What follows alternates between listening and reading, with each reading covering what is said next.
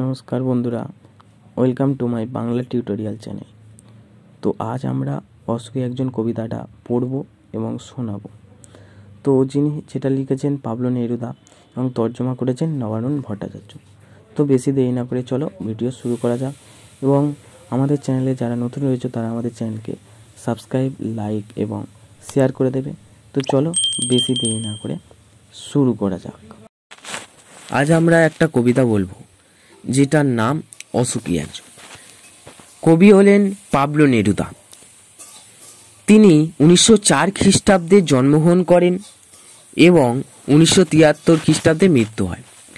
তিনি একজন প্রখ্যাত কবি, কূটনীতিবিদ, রাজনীতিবিদ।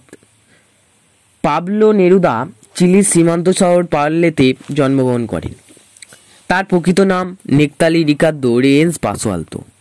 পাবলো নেরুদা নামটির উৎস চেক লেখক জা নেরুদা এবং পাবলো নামটির সম্ভাব্য উৎস পাবলো পিকাসো।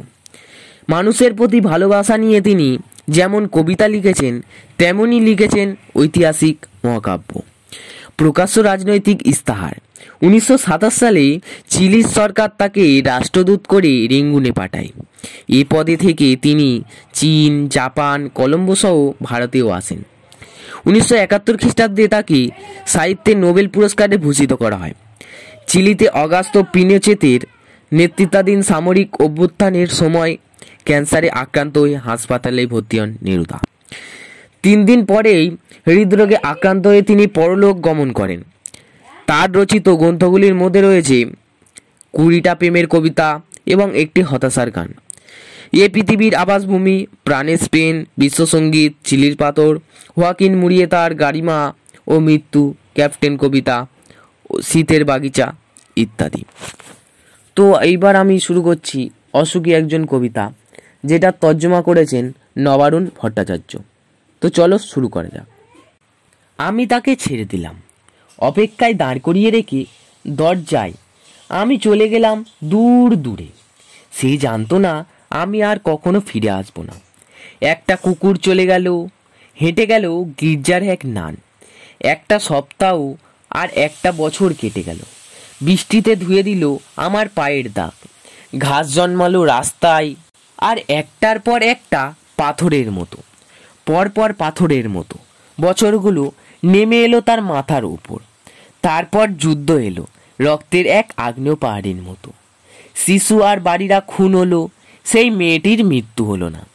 সমস্ত সমতলে ধরে গেল আগুন। শান্ত হলুদ দেবতারা যারা 1000 বছর ধরে ডুবেছিল ধ্যানে, উল্টে পড়ল মন্দিরের থেকে টুকরো টুকরো হয়ে। তারা আর স্বপ্ন দেখতে পারল না। সেই মিষ্টি বাড়ি, সেই বারান্দা যেখানে আমি ঝুলন্ত বিছানায় ঘুমিয়েছিলাম, গোলাপি গাছ, ছড়ানো করতলের মতো পাতা, চিমনি, প্রাচীন জলতরঙ্গ সব চূর্ণ হয়ে গেল, জ্বলে গেল আগুনে। যেখানে ছিল শহর সেখানে ছড়িয়ে রইল কাঠ কয়লা, দোমড়ানো লোহা, মৃত পাথরের মূর্তির বিবস্ত্র মাথা, রক্তের একটা কালো দাগ। আর সেই মেয়েটি আমার অপেক্ষায়। ধন্যবাদ। তো আজকের মতো এই পর্যন্ত। আবার অনেক কিছু নতুন ভিডিও নিয়ে আসবো। তো টাটা এবং ধন্যবাদ।